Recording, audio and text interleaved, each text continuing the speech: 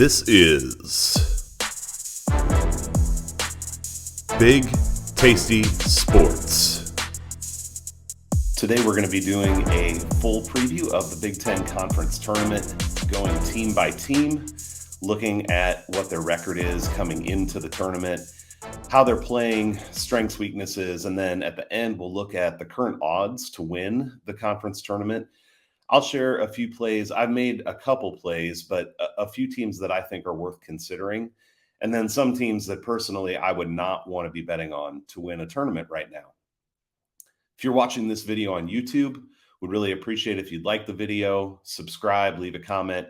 And if you're listening to the podcast, please do rate, review, subscribe to the podcast. I appreciate all of those things. And I'm always glad to hear from you with any comments or thoughts that you have on any of this stuff. Before we get into the team-by-team breakdown, just a couple comments on the Big Ten overall this year. There were a couple of things that were really pronounced. Number one is how tight this conference is. Going into the last day of regular season play, spots 3 through 9 or 2 through 9 were all up for grabs. The only thing that was set was that Purdue was going to be at the very top, and then Minnesota, Nebraska, Ohio State were at the very bottom. Other than that, everything had to be decided. So going into the conference tournament, even when we look at the seedings of these teams, we have to take it with a grain of salt, because if one or two games had gone different ways, the teams that we see at number 3, 4, 5 could have been all the way down at 7, 8, 9. And so we don't want to put too much stock into that, which is why it's important to talk about the teams on a team-by-team basis. The other thing is how pronounced home court advantage was. I mean, a lot of people have talked about this. If you listen to any other shows, podcasts that talk about Big Ten basketball, I'm sure that you've heard this discussed ad nauseum. So I'm not going to belabor it too much, but it's a little bit tricky coming into a neutral site environment now, because home court advantage weighed so heavily on the outcome of every game. So do you just average the home and away for what you kind of think about the outcomes? Well, that's probably not the best way to do it. So we really, again, need to dig into what each of these teams is made of, what their strengths and weaknesses are, and how that might play out in a neutral site tournament environment. As with most betting, it's volatile. I'll just give you one example. Iowa's a team that we're going to talk about later. And, well, I'll share how much I do or don't like them later. But one thing that we can at least say about Iowa is that Murray is a great player and they have a lot of shooters. So if they get hot, as they did in their end of the season game, then they can go on a run because they can put up a ton of points. If they aren't hot, I mean, away from home, they shot terribly this year, then they're going to struggle to score and then they're going to struggle to win. So all of these games are going to be volatile, and we have to look for teams that we think can be consistent enough to win 3, 4 games in a row, whatever it takes, depending on how many buys a team has in a given place. With all that preliminary stuff said, let's jump in and talk about these teams. I'm just going to go through them in the way that they're seeded for the tournament. So from 1 to 14, we'll start at the top and work all the way to the bottom. Yes, I do have an IU hat on, by the way, if you're on the podcast. So take that with a grain of salt, as I may have a little bit of a rooting interest, which I can at least be honest about. So, all right, first up, Purdue.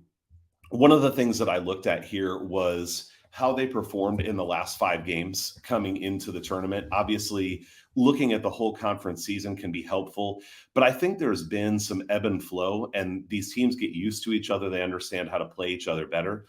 And so just looking at margin of victory, Purdue was tied for 5th over the last 5 games. Points scored, they were 8th, and points allowed, they were 5th. So sort of middle of the pack to just above middle of the pack on those few metrics. In terms of specifically, and this is important too, I think, to not just give averages, but actually look back at each of the games, because it matters who they played and if they were home or away, if they got blown out in a game. So looking at how they're coming into the tournament here, it's lackluster to me, to be honest. They got beat by Indiana at home a few games ago. They only beat Illinois by 5, despite going up by double digits in the first half. They beat Wisconsin, a team that I am not high on, by 2, and that was away from home, granted, but their only statement win was against Ohio State at home. A lot of teams have been blowing out Ohio State. So I would almost say that Purdue comes into this tournament kind of limping, or at least that air of invincibility that they had when they were the number 1 seed for a while and really cruising. That's kind of gone or diminished. Zach Edey, I think people are learning how to play him. There's a lot more double teaming. He's been less effective. If you've watched their most recent couple games, he's just having a hard time knowing what to do with the ball when he catches it. And obviously, he's still going to get some points. He's still going to get his rebounds. He's a good player, but he just hasn't been as effective as he was. Let's see what else on Purdue. A couple other things is Purdue's guard play has been getting better, but I still would say that it's not top of the conference. And some of their guards are young, so they're getting better and learning how to play. They do have some shooting from the outside, so if they can work the ball inside outside, that can work in their favor. One other thing that I've noticed just watching Purdue is that sometimes that they struggle to know exactly how to play because what's available to them is to get out on the fast break when they get a rebound and they're able to push it. But when they get out on the fast break, that takes away one of their best options in Zach Edey because he's going to take some time to get down the floor. So do they push it and take him out of the game, or do they back it out, give up some opportunities to be able to get into their half-court offense? That's a question that they're going to have to answer. Purdue certainly is a strong, well-rounded team. This is a team that is capable of playing well, both offensively and defensively. But for where they're seated, and this is important, if Purdue was a 7 seed, I would say, hey, this is a team that you might want to watch because they probably are better than where they're seated. But given that they're a number 1 seed and the way they're coming into the tournament, if anything, I think Purdue is probably a fade right now. Not because they can't win it, of course, but if you look at their odds, they're plus 150, plus 160 now. I just looked up the most recent DraftKings odds right before coming on here.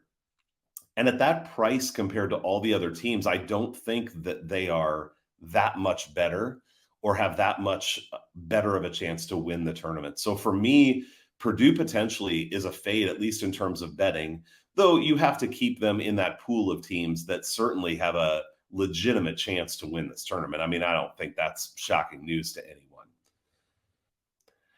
From Purdue, we go to the number 2 seeded Northwestern Wildcats, who come into this tournament, I would say, limping a little bit. They went 2-3. A lot of these teams went 3-2 or 2-3. 6 games back, they blew out Iowa by 20. We'll get to Iowa and some of their violent swings in either direction. But other than that, they played a lot of low-scoring games. They were 13th over the last 5 games in the conference in scoring, though they were second in points allowed. So they've just played a lot of low-scoring games. And this, to me, is the tale of Northwestern when you look at this team. They overachieved early in the year, in my opinion. They don't have any phenomenal offensive talent. They have good offensive talent, but it's kind of spread around. Obviously, Boo Buie, this is a guy where I'm just borderline on him. So there are times where I think, man, this is a guy that can take over a game. But then when he goes up against a really good defender, I question whether he's quite there or not. So when I say they don't have great offensive talent, certainly Boo Buie is on that line. And maybe, at least in certain situations, he'd be able to take over a game. But it's indicative of how this team functions offensively, that they struggle to get over 65 points. And when you have a team that struggles to score over the course of a few games, they're inevitably going to run into some stretches where there's a scoring drought. And when they play a team that is good offensively and can play decent defense, and you're going to have one of those scoring droughts, I just think it's going to do you in. So while I certainly can see Northwestern winning a game or two, I mean, of course, it's possible for them to win the tournament. It's not a team that I like to be able to win the tournament because of their struggles offensively. I think this is a mediocre team that if I were reseeding them just based on talent level and what they're capable of, I would not have at number 2. I would probably have at number 7 or 8. So regardless of them being the number 2 seed, Northwestern is not a team that I love. Their odds right now are, and the odds are reflecting this. They are fifth in terms of odds to win the conference tournament at plus 900. That's held pretty steady since I first looked these up, but that is not one that I'm going to put in the bet on category. Third, we go to the Indiana Hoosiers, a team that obviously I have a bit of a vested interest in. And Indiana's an interesting team because if you look at them metrically, there's a lot there that's negative, actually. If you pull some of the season long stats, even in terms of shooting and some different things, they're not at the top with some of this stuff. Looking just at the last five, as I have been, they have the 12th worst margin of victory at minus 4.8. They're sixth in points scored, but 11th in points allowed over the last 5 games. They're allowing 76.4 points per game. Indiana is another one of these teams in the Big Ten that is pretty volatile. You can have games where they look like world beaters, and you can have games where they just don't show up. One of the concerning trends for Indiana, in my opinion, is that often they have not shown up in the first half, and then they're playing catch up. And sometimes they've been able to make that comeback, but other times they can't get it done. And a good example of that is 2 games back when they played Iowa, and they lost 90-68. They went down huge in the first half there, and this was even at home, and they just couldn't claw their way back at all. They had no defensive answers. Over the last 5 games, they beat Illinois close at home. Their big win is that they beat Purdue on the road, but again, I think Purdue limps into this tournament a bit. And then they beat Michigan in the season finale in a game they needed to win for seeding. And Michigan is a team that's been playing well. So I would put that in the good win category, even though it only came by 2 points. Overall, here's where I'm at on Indiana. They absolutely could lay another egg, not show up, play poor defense, and be knocked out of this tournament early. That is for sure an outcome that's in the cards. On the other side of things, I do think with Schifino and Trace Jackson Davis, they do have some of the best talent in this conference across the board. There are a number of other teams that have one really good player, but this team has 2 NBA level players, as well as some really good supporting cast, some good young players who have been developing. And so talent-wise, I would say that Indiana has the highest potential of any team in this tournament. So that puts you in a tricky spot because you have a team that is capable of great things, but doesn't always do great things on the court. I will save it for the end, whether I actually am going to bet on Indiana or not. But right now, Indiana does have the second best odds to win this tournament at plus 550. So the odds makers are definitely seeing that upside for Indiana as well.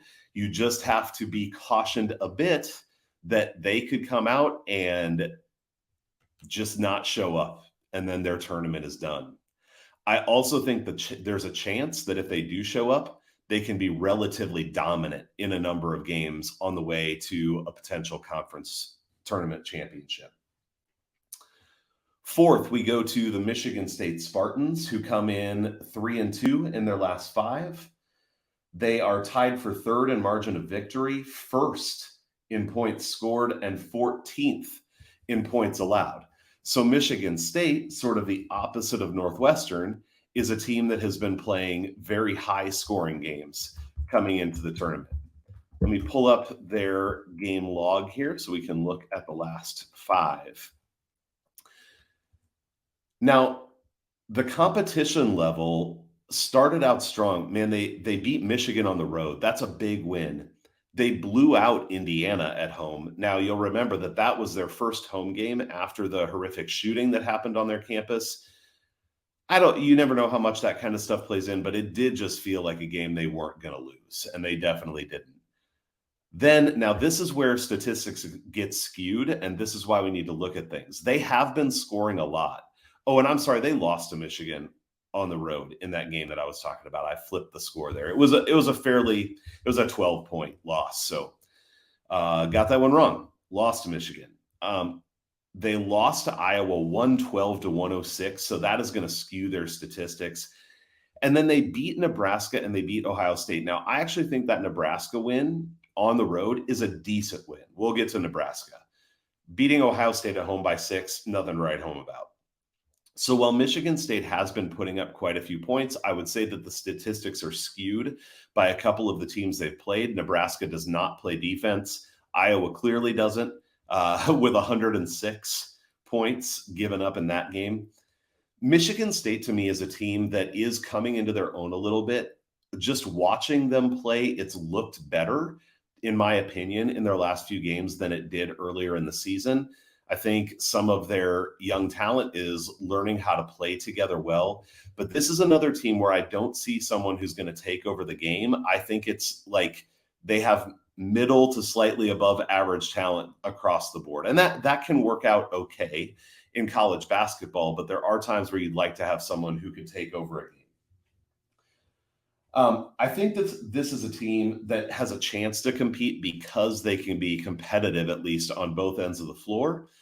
Though, in my opinion, they are a notch down from a couple of the other teams that I think are able to compete on both ends, probably putting Indiana and Purdue both in that category. Michigan State is plus 600 to win the tournament, which puts them right about probably where they should be, in 4th place. Next up, we go to the 5 seed, the Iowa Hawkeyes. This is a very interesting team. If you followed Iowa at all, you know that their home road splits were absolutely astounding. I probably should have written it down before I came on, but if you look at their 3-point shooting numbers in particular, as a team, they were in the high 30s at home, and they were in the mid 20s as a team. They absolutely struggled to shoot the ball on the road at all until they got to Indiana in the next to last game of the year, where they could not miss, and they put up 90 points. That is a great example of what Iowa is capable of. 90 in that game. They put up 112 against Michigan State. Michigan State is a team that I would say is competent defensively, though not killer, but they're okay. So what's Iowa going to do in neutral site games where they come in playing pretty good basketball? They did lose to Nebraska at home in their last game of the season, so that's not what you want to see. But it's been okay for Iowa. I mean, at least 2 of their last 5, that game against Michigan State and the game against Indiana, they performed really well offensively. And they do have Murray, who at least at times is a really great player, certainly an NBA level talent. Here's where I'm at with Iowa. This is the kind of team that I sometimes would consider to put a futures wager on because they have the capacity to get hot offensively and run people off the court. They have the kind of offensive firepower that not many teams in the Big Ten can match.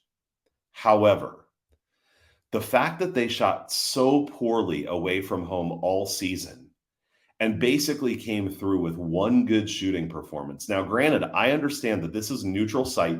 This is not on someone else's home court. But my question is Iowa really going to be able to shoot well for 4 straight games on the way to a conference tournament championship? I would be willing to bet that they can't. Now, I will say that every game Iowa is in, I think they have a chance to win if they play really well offensively and shoot well. There is not a team in this conference that they can't beat. But when we're talking about futures betting, what I am betting on is that they are going to have at least 1 game, at least 1 significant half where their shooting isn't there and it digs them a hole that they're not able to dig themselves out of. Iowa, and this is reflected a little bit in the odds, though it would appear that there's potentially some money coming in on Iowa. You never know for sure what all is moving these lines. But when I first looked, Iowa was plus 2,000 to win the tournament. Now they're plus 1,600. So if you like Iowa, you probably want to get in sooner or later because the line seems to be moving in that direction of shorter odds for them to win the tournament. Next up, we go to the Maryland Terrapins.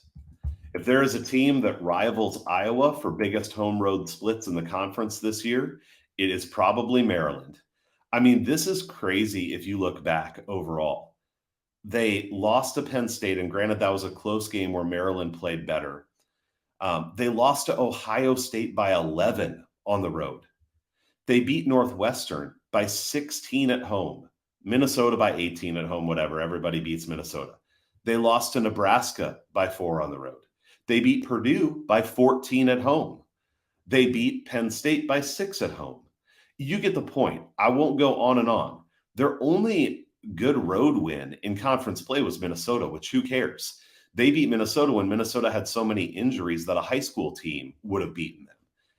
And so Maryland is another team that can be a little bit difficult to know what to do with them, because you wonder, how are they going to perform at a neutral site?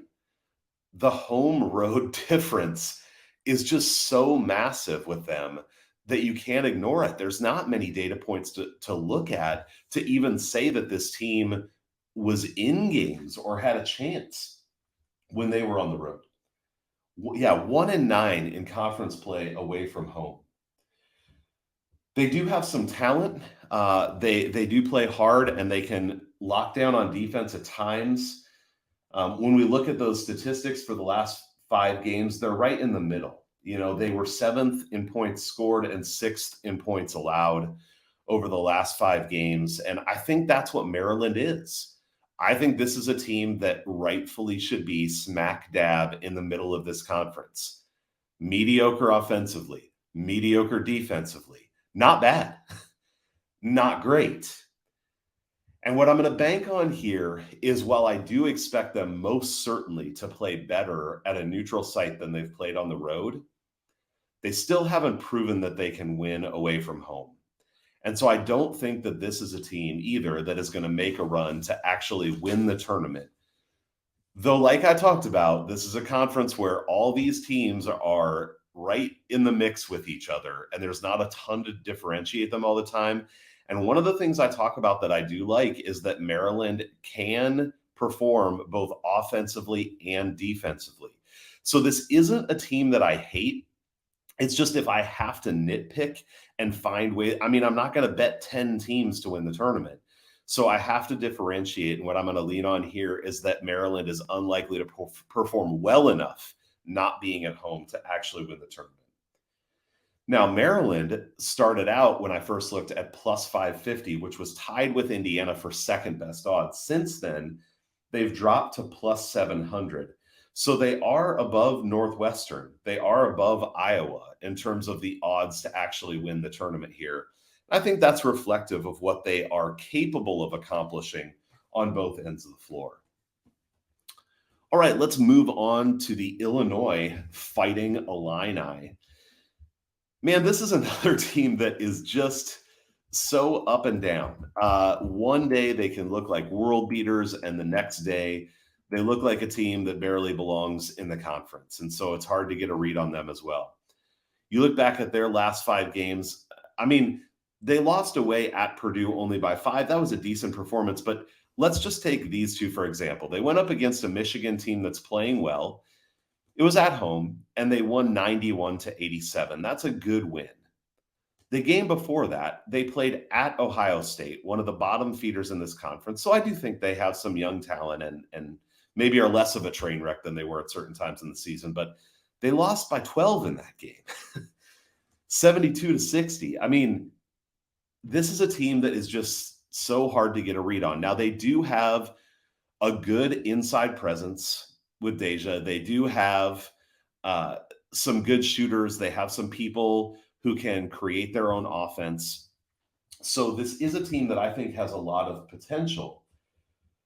But the problem is, if Deja gets in foul trouble, which absolutely could happen against a team like Purdue or something like that. Let me look real quick here at their matchup. They're going to play Penn State in the first game, which, you know, Illinois, this is another thing that I haven't been talking about very much, and I probably should, as we look at these teams in terms of the path that they have to get further on in the tournament. Illinois plays Penn State. We haven't talked about them yet, but that's a team that I think is not incredibly strong unless they're going crazy from three-point range. So I think that's a very winnable game for Illinois. Then they play Northwestern, which I would say is the weakest of the top 4 seeds. So I think Illinois actually has a pretty easy path, as much as any other team, to the semifinals here. And one of the things that you have to consider, this is getting off of who Illinois is as a team, but if they have one of the easiest paths there, and right now, and actually Illinois was not on my bet list, and they may still not be, but at plus 1,200, maybe you get a chance if they do make it to the semifinals to hedge out in different ways, whether it's playing the specific game that they're in a matchup in, or, you know, if futures are still offered, you could bet on some of the other teams that they're going against at hopefully good plus odds still. And then you have either one of the teams, maybe they play Indiana or Maryland or something like that. So Illinois is a team that I don't like. I will just say I don't like at that current price because of the problems they can have if their bigs get in foul trouble, and the fact that they're so streaky back and forth. It's harder for me to imagine them winning 1, 2, 3, 4 games in a row. But on the other side, they do have an easy path, and for that reason, maybe it's a little bit worth considering them. In the last 5 games, they have been 5th in points scored, 10th in points allowed, so kind of a middling team in the conference there as well. All right, let's keep moving on to a team that I am definitely interested in, and that is the Michigan Wolverines. This is a team that does have a lot of talent and has, I would say, underperformed for a lot of the season. If we look at their numbers over the last 5, they're a little bit misleading. So they are 3rd in points scored and tied for 7th in points allowed. But one of those last 5 games was a 58-45 game versus Rutgers. So that, you know, brings down their points scored and also brings down their points allowed. They've scored 73, 87, 87. They had that 58 and then 84. So this is a team that's scoring 75, even 80 plus a lot recently. And I think a team that's able to score like that can be really dangerous because they also are okay on defense at times. Now, that also fluctuates up and down. But I think that Michigan is a team that's dangerous. Here's my thing on Michigan. I do like teams in tournament play to have leadership. And Dickinson is one of the leaders of this team. I suppose you could debate if he's the only one, but I think he is such a volatile player. If he's in the right headspace, if he can bring positive energy, I think that can be really good for them. But this is also a guy who can lose it. And in tense situations, that could even lead to technical fouls. It could lead to turnovers. It could lead to stupid plays. And I think that's something you have to be wary of when you're thinking about Michigan. This is a team that could use some wins to solidify their tournament position and even work on their seeding a little bit. And if we're nitpicking, where I'm at with Michigan is I really do like them talent-wise because of what they can accomplish offensively, especially to be a contender in this conference tournament. And at the same time, that volatility of Dickinson makes me a little bit hesitant on actually going in on them. Right now, Michigan has moved from plus 2,500 to plus 1,800. So this is another one where there are at least some people who are agreeing that Michigan is a contender for this. They also, their path is interesting here. We're going to get to Rutgers next. Maybe I won't spend a lot of time on Rutgers. I think they suck. I think I would favor most teams in this conference tournament over Rutgers in a neutral site game. So I think Michigan should win that game. Then they go up against Purdue, who I just talked about. If you're looking at those top 4 teams, I would probably rather play Purdue than Indiana. And I would maybe rather play Purdue than Michigan State right now, not Northwestern. So I think Michigan has a path here that is doable. The volatility of this team may keep me off actually betting them, but this is definitely in that teams that I would consider bucket, I guess. Next up, we do go to Rutgers. Man, this is a team that just can't score. I don't know how much more there is to say about them. It's one of the teams I absolutely like the least in the conference right now. They got beat by 12 at home by Northwestern in the season finale. They lost to Minnesota, by 1. I mean, they beat Penn State on the road by 3, but Penn State is another team that often doesn't get it done. I mean, these point totals, 58, 45, 59. They did have 74 against Minnesota, 53. This is the kind of team I absolutely want to fade. I can for sure see Rutgers going 5, 6, 7 minutes without scoring. And when that happens against a decent offensive team, you're just done. So I don't know that I have a lot more to say about them than this is 100% a fade team for me. Looking at the odds, they've moved a little bit in that direction of fade. They started out plus 1,800. They are currently plus 2,000. That's where Iowa started. Iowa's flipped to plus 1,600. I mean, if you gave me the choice between Iowa and Rutgers, it would be Iowa all day for me. If Rutgers goes and wins this tournament, I will be absolutely shocked.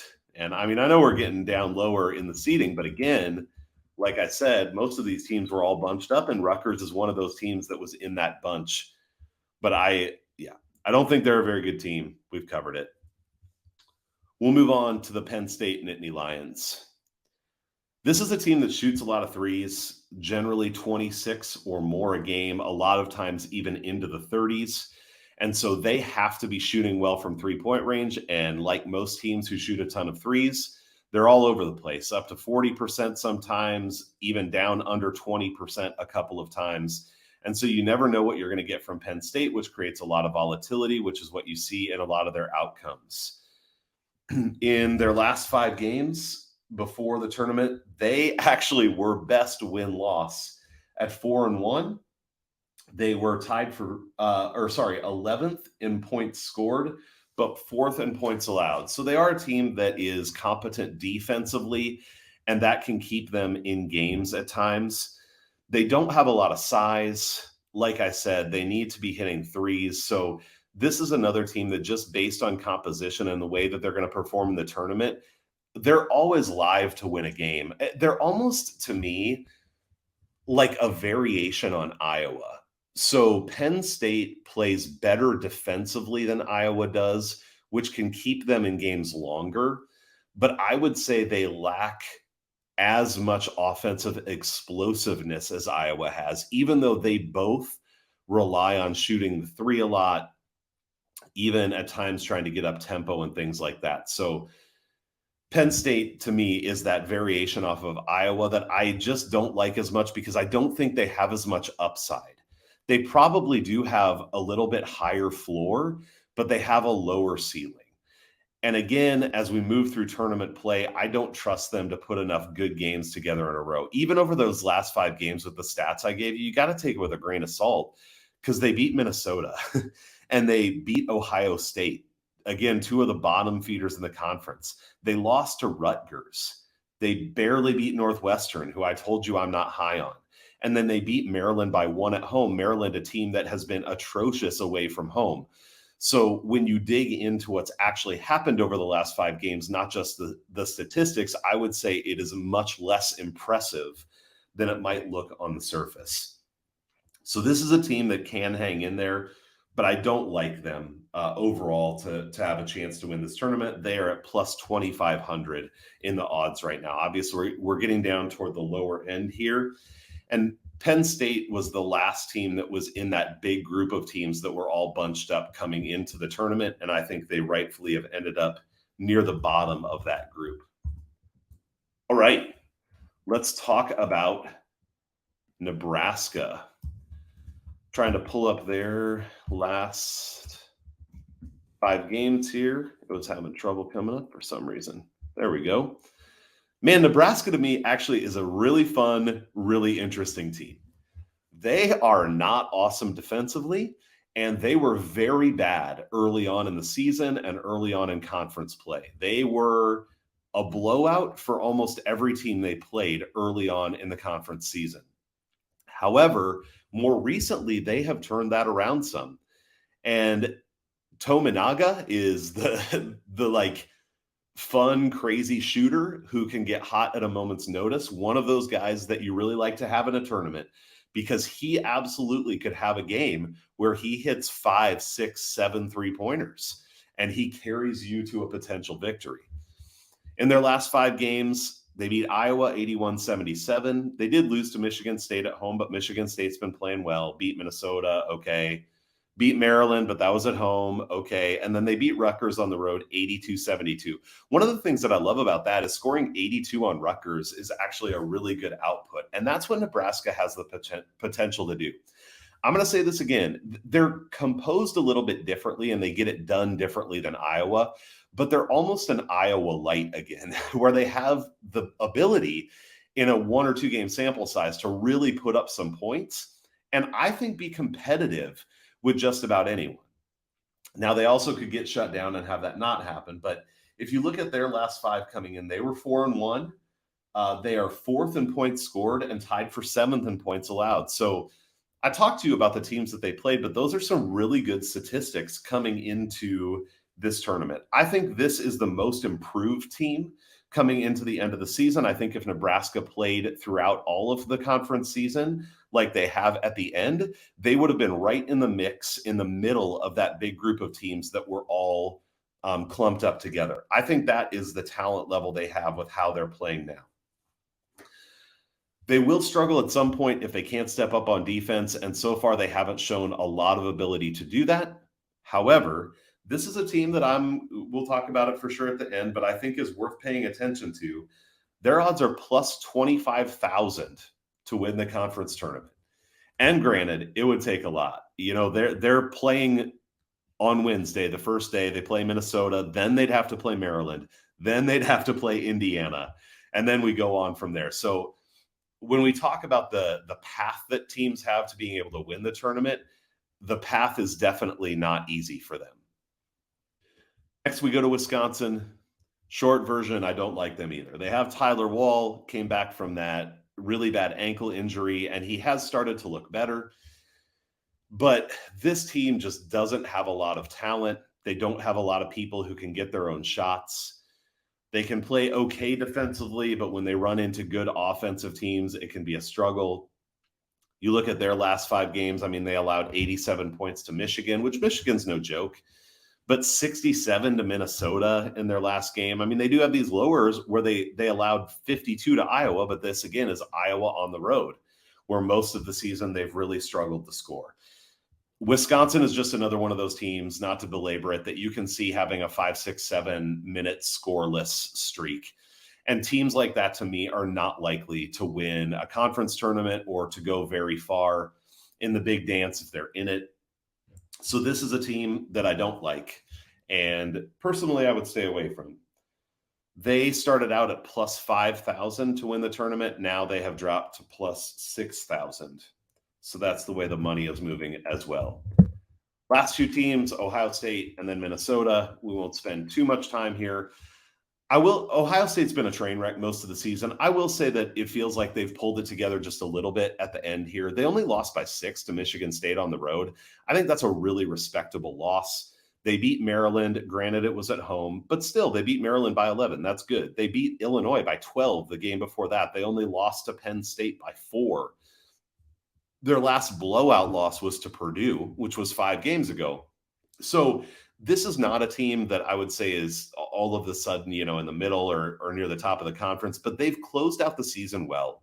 I think they have decent coaching, and I think they've continued to play hard. And so there was part of me that actually wanted to mess around with thinking about whether Ohio State was worth a bet or not, because I do think that they have decent offensive.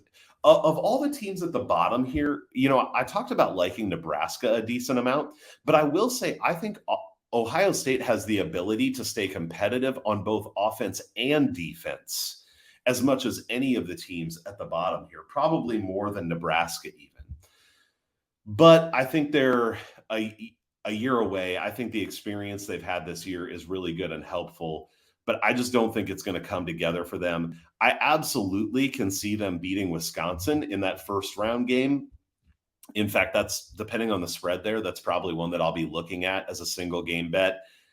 Then they run into Iowa, then Michigan State. I can't see them getting past both of those games. If Iowa shoots terribly, maybe they could win 2 games. I think by the time they get to Michigan State, that just would be too much for them. So I'm actually positive and or up on Ohio State overall. But in terms of a future to win this tournament, I just don't think they're to that level. Ohio State started out at plus 4,000. Now they're at plus 6,000. So again, maybe the betting market is saying kind of the same thing here as what I'm saying of, hey, this team is decent. I mean, they don't have odds. Nebraska's plus 25,000 and Ohio State is plus 6,000. So the market still likes Ohio State significantly better than Nebraska. But that line is moving away from where it started. You know, people probably saying, hey, they're just not at the point where they're ready to take that kind of step yet. Last up, we go to Minnesota. I'm not even going to spend much time on Minnesota because it's not worth it. Their season has been an absolutely disaster with injuries and COVID and all kinds of other things. They are plus 100,000 to win the Big Ten tournament. They play Nebraska in that first game. I think it's very likely they get run out of the gym. Now, Minnesota has gotten healthier, so do pay attention to that. This is not the same team that it's been through most of the conference season because they got Garcia back now, and he's had a couple games to get reintegrated into the team. And that I think that makes them like a bad Division I team again. Maybe that's the best way that I can say it. They're still not even a mediocre Division I team, but they are better than where they've been. So maybe give that a little consideration if you're thinking about going all in on Nebraska in that first game. But Minnesota is certainly still the worst team in the Big Ten, and that is very likely to play out in the Big Ten tournament as well. All right, I'm sure you've gotten a sense for it as I've gone through, but let me just walk through what I've already bet and what I am considering or what I like in terms of futures here. And again, for me, just so you know, the way that I tend to play futures is I really want to bet on teams that I think can at least make it to the semifinal, because if they make it to the semifinal, it opens up possibilities for me to hedge or, you know, like kind of middle. I mean, I know it's binary outcomes, but do things that allow me to secure profit if a team makes it to the semifinals. So I want to bet on teams that have that opportunity. Here's where I'm at. I did put a bet on Indiana. Plus 550. My biggest bet on these kind of futures is generally half a unit or less. So I did do half a unit on Indiana at plus 550. Now they're going to have to play Maryland or Nebraska most likely. I don't think that is an easy game, but if Indiana comes out and plays well, I definitely think it's a game they should win.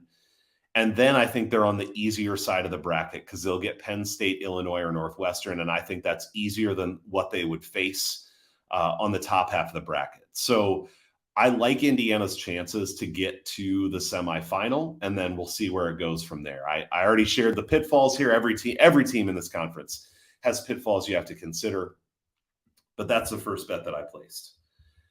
The second one that I'm considering is Michigan. Like I said, I think Michigan gets one of the easiest draws in their first game by going against Rutgers after having a bye. Then they do have to play Purdue. Then they probably play Michigan State or Iowa.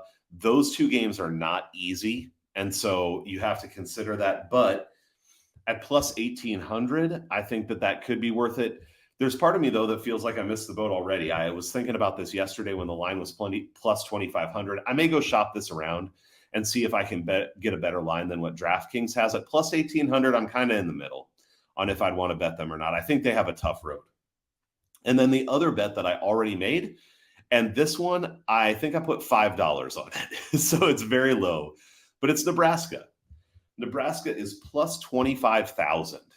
So I certainly think they beat Minnesota. And like I talked about, if they get hot and being, I would say, the most improved team coming into the tournament, they don't have an easy road. They'd have to beat Maryland. Then they have to beat Indiana. Then they have to beat probably Illinois or Northwestern. I mean, this is far from an easy road, but again, it's $5. And if they can make it through a few rounds by some miracle, there become a lot of options for what you want to do at that point. In terms of the fades for me here, just looking through, I mean, teams that are reasonably good that I would fade. I personally would be fading Rutgers hard. I also am fading Maryland. I'm fading Iowa. I would lean toward more consideration on Michigan, Michigan State, Nebraska, Indiana, and then, man, I talked about it. Maybe Ohio State. I don't love where the lines are. And again, I think Ohio State probably struggles if Iowa is even competent at all in that second game if they get through Wisconsin. So probably wouldn't go there. But for me, it is IU and Nebraska already. Michigan, Michigan State, I would consider. And those are the teams I am playing. That is the Big Ten Conference Tournament preview. Again, thank you for watching or listening, and leave a comment with what you're thinking about this tournament. Best of luck on all your bets.